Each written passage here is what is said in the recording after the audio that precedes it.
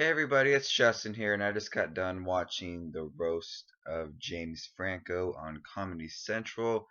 It was aired at 10 p.m. My time, and it ran for about an hour and 40 minutes, with commercials, of course. But the roast of James Franco, and it was hosted by his good buddy Seth Rogen, and the people that were involved in the show were Jeff Ross, who was always involved in roasts, and Season Sorry, Andy Samberg, Natasha Leggero, and Bill Hader, Sarah Silverman, Jonah Hill, Nick Kroll, and of course Seth Rogen. And the way the roast works, James Franco is the main person that they're roasting, but everybody else is kind of roasting everybody else involved.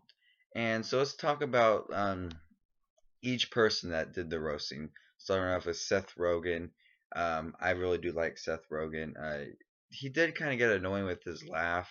I don't know if he was purposely laughing a lot because everybody knows how annoying his laugh is, but he did laugh a lot.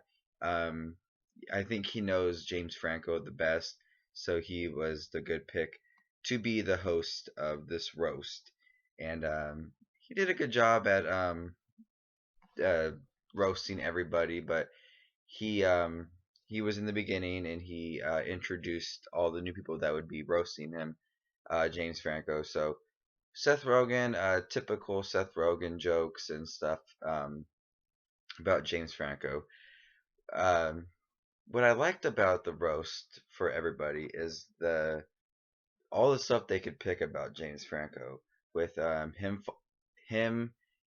You can't even tell if he's asleep or awake because his eyes are always shut.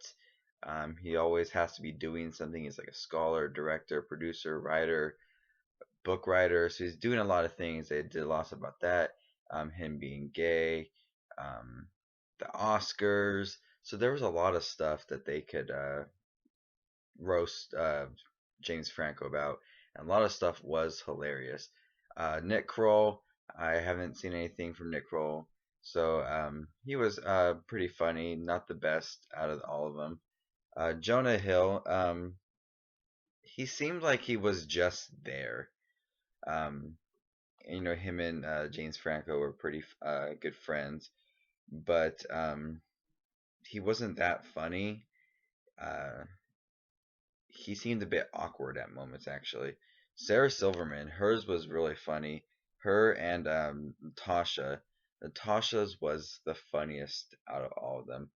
Um, I have not seen Natasha before or have heard of anything about her, but reading up on her now, she is a stand-up comedian. But her stuff was shocking. It was really funny. The stuff that she was saying to everybody. When you start off roasting, you start off with one person, then you move on to the next person, and then you end at them with James Franco. The stuff she said was hilarious. Bill Hader was always inventive. He came out acting like the president of Hollywood, and he started roasting everybody about um, why he likes them, and that was Andy Samberg. Either one of them, Bill Hader was talking about, why they're good in Hollywood and making jokes, of course, about it. The worst out of all of them had to be Andy Samberg. His jokes were not funny; they were painful to watch in the beginning. It ended up funny at the end, some parts, but he was making a lot of jokes about him and James Franco having sex and stuff.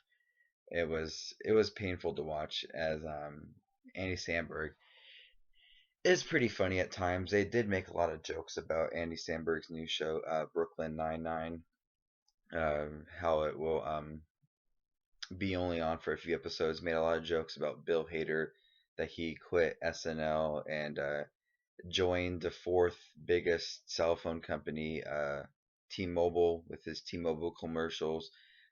Jonah Hill, a lot of jokes about he has popular friends now with Leonardo DiCaprio, and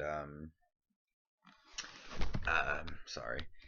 Um, Brad Pitt and everything made jokes about N Season Sorry. N Season Sorry was pretty funny.